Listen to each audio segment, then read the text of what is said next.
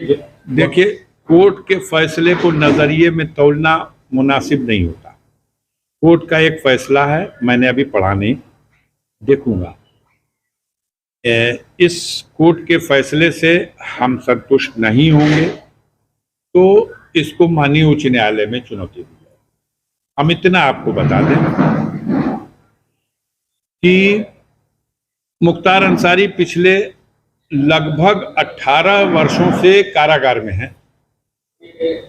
बिना सजा हुए भी तो एक आजीवन कारावास के बराबर वो सजा काट चुके हैं। अब जाहिर सी बात है कि अब इस केस में जो गैंगस्टर का केस है, इसमें मैक्सिमम 10 साल की सजा जो हो सकती थी वो यहाँ के न्यायालय ने दिया है।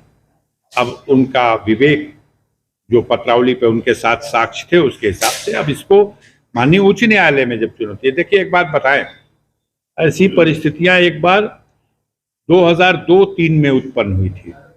तब मुख्तार अंसारी के विरुद्ध टांडा कोर्ट दिल्ली में जज थे, उस वक्त ढींगरा साहब बड़े मशहूर जज हुआ करते थे।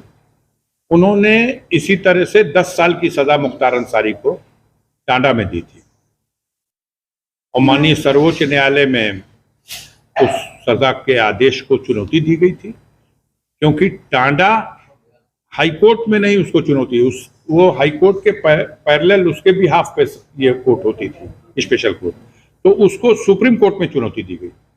अब माननीय सर्वोच्च न्यायालय ने उन्हें बाइज्जत बरी कर दिया। मुद्दा भी अजीब तरह का है। यहां जो मुद्दा था उनके वकीलों ने जो उठाया वो ये उठाया कि यूपी गैंगस्टर एक्ट 1986, इसमें इस तरह की व्यवस्था है कि ये पुलिस जब किसी के विरुद्ध कायम करती है तो साथ ही साथ वो डीएम से उसका अप्रूवल लेती है और डीएम से अप्रूवल लेने के बाद किसी के विरुद्ध गैंगस्टर का मुकदमा कायम होता है और फिर उसकी जब चार्जशीट देती है तब डीएम से अप्रूवल ले लेती है। मुख्तार अंसारी के गाजीपुर वाले केस में इतना तो स्पष्ट है कि अप्रूवल डीएम से नहीं लिया गया, यह बिल्कुल स्पष्ट है। यहां पे जब उन लोगों ने यह दरखास्त डाली कि अप्रूवल के बगैर ये केस हमारे विरुद्ध कैसे चलाया जाए, तो यहां न्यायालय ने उनकी एप्लीकेशन खारिज कर दी। वो लोग हाईकोर्ट चले गए। अब ये लीगल इशू डिसाइड होना था 16 तारीख को और एक दिन पहले यहां 15 तारीख में डिसाइड हो गया। तो वो रिट जो गए थे ये वो इन्फेक्चुअस हो गई, लेकिन वो विषय डिसाइड नहीं हो सका, वो लीगल इशू डिसाइड नहीं हो सका कि जिसमें बिना अप्रूवल के भी चलाया जा सकता था केस कि नहीं चलाया जा सकता। एक बात। और दूसरी बात यह है कि यही सेम बिंदु था सुप्रीम कोर्ट में। इन्होंने भी जो ढींगरा साहब ने जो सजा दी थी 10 साल की, उसमें एक ही विषय चैलेंज हुआ था सुप्रीम कोर्ट में कि मुख्तार अंसारी के विरुद्ध टांडा के मुकदमे में कमिश्नर दिल्ली ने अप्रूवल नहीं दिया है और माननीय सर्वोच्च न्यायालय ने उनकी अपील को स्वीकार कर लिया था और जो सजा का आदेश था उसको समाप्त कर दिया था। क्या फैसला सुनाने में कोर्ट को जल्दबाजी थी? अब ये कोर्ट पे सब कोई मतलब न्यायिक मामलों में इतना नहीं बोला जा सकता। जल्दबाजी थी, वो लोग मांग रहे थे कि हमको समय दे दीजिए। उनको भी पता था कि 16 को वहां डिसाइड हो जाएगा। अब उसके बाद भी वो चूंकि पहले से तय कर चुके थे कि हम 15 को देंगे, 15 को दे दिए। एक फैसला तो आ गया और वो फैसला उनके सजा का आ गया। अब बाकी उस फैसले के आधार पर बहुत सा फैसला तो हमारे मीडिया के साथियों ने इसको जिस तरह से प्रचारित किया वो अपने आप में एक अजीब बात थी।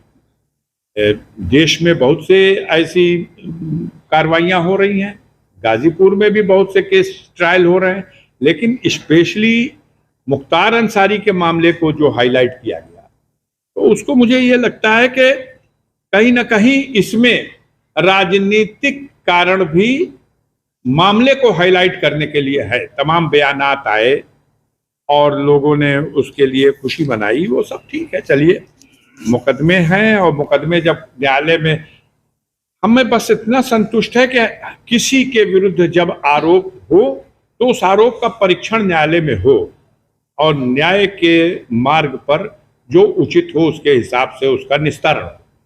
लेकिन इस देश में वो लोग खुशी मना रहे हैं जिनको इस व्यवस्था पे विश्वास नहीं।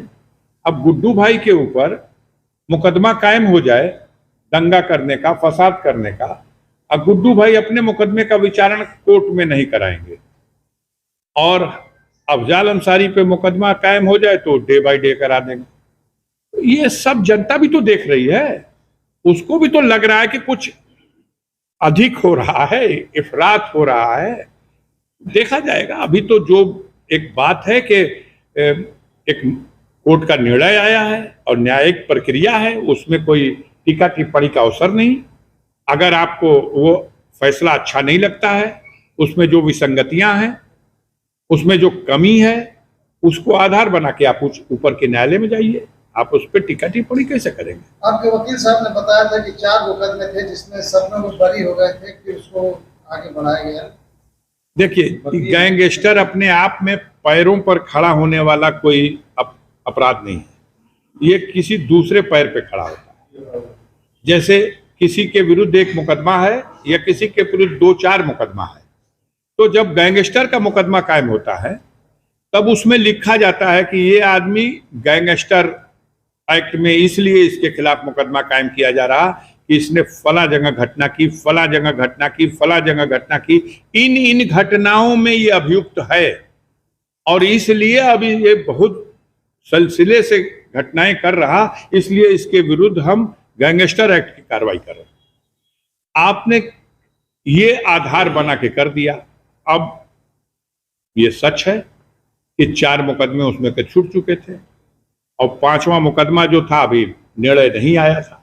ऐसा भी नहीं था कि उसमें वो दोषी पा गए थे, लेकिन अब इस मुकदमे के आने की वजह से हो सकता है उस मुकदमे में भी ये आधार बना लिया जाए या इसको आधार न भी बनाया जाए तो इस रोशनी में उसके निस्तारण पे सोचा जाए।